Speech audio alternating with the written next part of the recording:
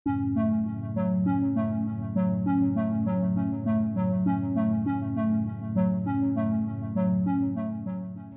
dengan topik kuliner, seorang warga dari negara tetangga mengungkapkan kekagetannya bahwa makanan ringan asal Indonesia masuk dalam nominasi Best Pancake in the World dengan posisi lebih tinggi dari Malaysia. Ia heran kenapa kue tersebut yang mirip dengan kue ketayap di Malaysia seharusnya juga masuk dalam daftar 30 terbaik. Hal ini memunculkan pertanyaan, siapa yang sebenarnya berhak mengklaim kredit atas makanan tersebut, baik itu datar gulung dari Indonesia atau kue ketayap dari Malaysia. Aku perasan ada satu website ni, dia senaraikan roti-roti terbaik dekat dunia ni, Best Breads in the World. Okay? Nama website dia Test Atlas, dan ranking dia ni kira legit lah sebab dia ambil kira voting ramai gila orang. So inilah dia top 50 roti terbaik dekat dunia ni. So aku bila tengok list ni, aku pun terfikir lah, Malaysia ada ke tak kan? Sebab kita ada roti canai lah, kita tahu roti canai memang sedap gila. So aku pun tengok lah daripada nombor 50 tu kan, aku tengok, aku naik ke atas, tak ada. Sampai nombor 30 pun tak ada. Naik yang belah kiri, tak ada. Aku pun macam, takkanlah roti canai tak termasuk kan? Sedap kot. Sekali sampailah di tempat paling puncak guys, roti canai dinobatkan sebagai roti paling sedap dekat dunia guys. Numero uno, yang pertama bosku, number one, roti canai. Okay, jadi kita sebagai rakyat Malaysia pastinya berbangga lah, okay, dengan vote ni memang betul lah kan. Kita pun tahu roti canai memang sedap. So minta negara-negara lain dekat Asia Tenggara ni untuk step up lah, okay. Contoh kita ada wakil daripada negara jiran kita, Singapura, roti prata. Walaupun roti prata ni hanyalah Shopee version of roti canai, tapi tak apalah, okay. Nombor 12 okey lah, at least ada wakil kan, at least masuk top 50 lah. Yang lain aku nampak macam tak ada je, macam negara Eropah je banyak.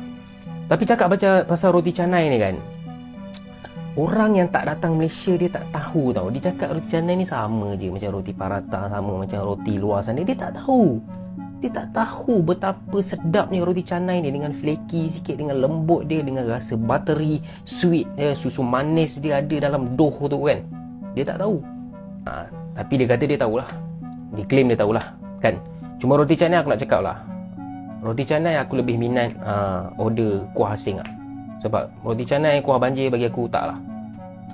Bagi aku tak semua benda perlu dibanjirkan. Ini mungkin controversial opinion, tapi tak semua benda nak kena buat banjir lah. Ingat ni nasi kandar ke apa. Roti canai kuah asing, sebab bagi aku lagi tak sogi, lagi sedap. Mungkin ada yang tak setuju, tolong komen. Dalam menyelesaikan permasalahan mengenai klaim atas makanan, penting untuk eksplor asal-usulnya. Dadar gulung sebagai makanan tradisional Indonesia berasal dari barat Indonesia, seperti Pulau Jawa dan Sumatera. Meskipun ide awalnya mungkin berasal dari Yunani dengan nama pancake, namun ketika dibawa masuk ke Indonesia atau Nusantara, itu tersebar sampai ke negara tetangga.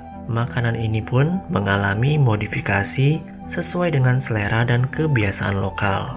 Klaim atas budaya seringkali melibatkan sejarah dan identitas kolektif, seperti yang terjadi dalam perdebatan terkait warisan kuliner nasional di negara tetangga terkait dengan bak kuteh atau sup iga babi, di mana muncul pro dan kontra serta isu-isu ras dan agama.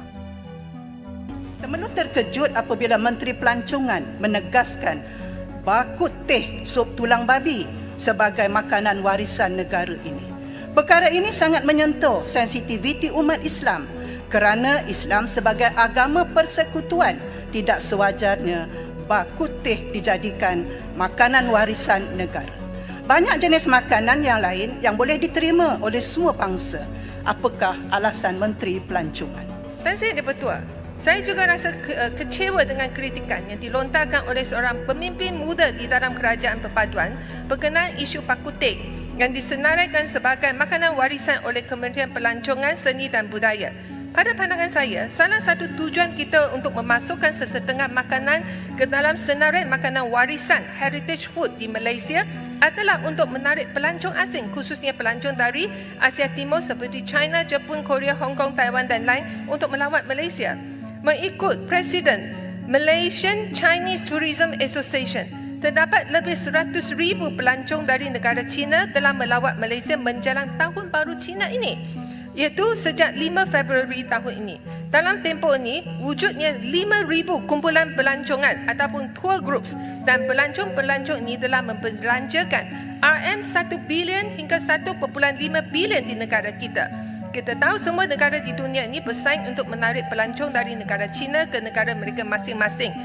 Malaysia juga terpaksa bersaing dengan negara-negara jiran kita di Asia Tenggara. Yang salah satu tarikan bagi pelancong dari negara China adalah kepelbagaian bahasa, budaya dan makanan di Malaysia. Sama seperti pisang. Putih minta laluan sikit. Nanti bagi saya habiskan ni. Bak kutih tadi tu.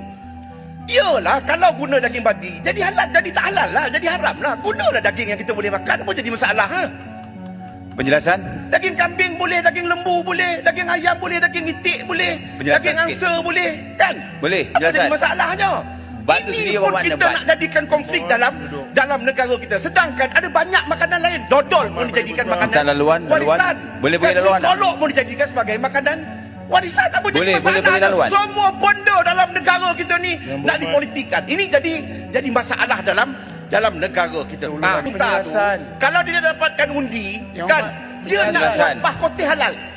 Bila nak dapatkan undi ada kepentingan, dia nak buat bah kutih halal. Kenapa sekarang ini tak cadangkan bah kutih halal?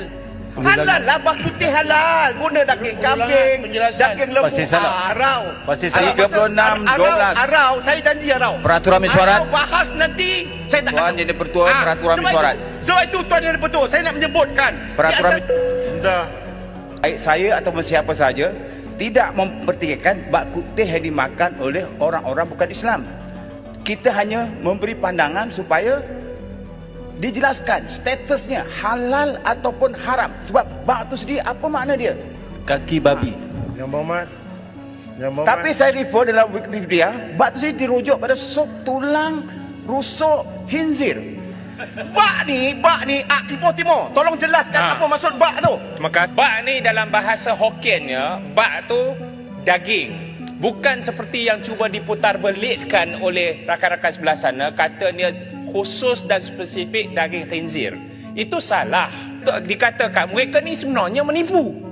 Cuba nak memutar belitkan untuk mewujudkan sentimen ketegangan dan kebencian. Seolah-olah bak ni daging khinzir yang sebenarnya tipu oleh sebelah sana. Saya tahu. Saya tahu sebab saya Hokkien. Kenapa bak kutih sebagai makanan warisan negara dijadikan isu perkauman? Jadi isu ini timbul apabila telah dinyatakan bahawa Kementerian Pelancongan dan juga Jabatan Warisan Negara telah mengiktirafkan bak kutih sebagai salah satu daripada makanan yang dikatakan warisan negara. Jadi tidak diragukan lagi bahwa negara jiran sedang menjalani pencarian akan jati dirinya dan identitas nasionalnya. Ketika membicarakan identitas nasional, tidak hanya berbicara tentang simbol-simbol dan regulasi pemerintah, tetapi juga tentang beragam budaya yang menjadi bagian dari esensi suatu bangsa. Hal inilah yang membedakan Indonesia dari negara tetangga tersebut. Bagaimana pendapat kalian?